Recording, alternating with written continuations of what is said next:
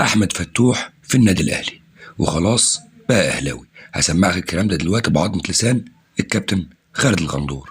خالد الغندور بيتكلم عن فشل الزمالك في تجديد عقد احمد فتوح لنادي الزمالك، وعلى طريقة الحدق يفهم عايز يقول لك ان خلاص فتوح بقى في الاهلي. هسمعك كل كلمة دلوقتي بعضمة لسان. السلام عليكم. في البداية نصلي بينا على النبي ونشترك في القناة اللي لسه ما اشتركناش، نفعل زر الجرس، نحط لايك للفيديو ونشيره. قبل أي شيء يا رب ينصر أهلنا وإخواتنا في فلسطين المحتلة، خصوصا في غزة الحرة، وربنا يا رب يثبتهم ويثبت أقدامهم ويصبرهم ويقويهم، وبنعزيهم في شهدائهم اللي بنحتسبهم عند الله شهداء.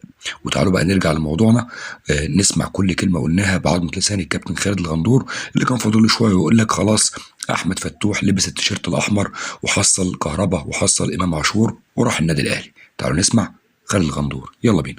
اخبار احمد فتوح ايه؟ مفيش جديد. موضوع احمد فتوح القصه يا جماعه فلوس قولا واحدا، ومفيش اي تجديد ولا اي حاجه. الانتخابات بتاعت الزمالك يوم 20 اكتوبر.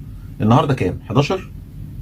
11 يعني النهارده الاربع، خميس، جمعه 13، الجمعه جايه فرايداي 13، يبقى الجمعه اللي بعديها الانتخابات. الجمعه بالليل هيكون في مجلس منتخب، ساعتها بقى نبتدي نتكلم. الناس ابتدت تتكلم مع فتوح. فتوح طالب مبلغ كبير جدا طبعا، وهو شايف كده ان ده حقه.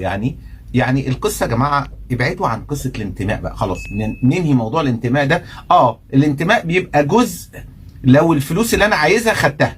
يعني انا مثلا جالي مثلا من الزمالك 20 مليون، جالي من الاهلي 25 مليون، جالي من بيراميدز 30 مليون، لا ساعتها الانتماء لما فيش انتماء.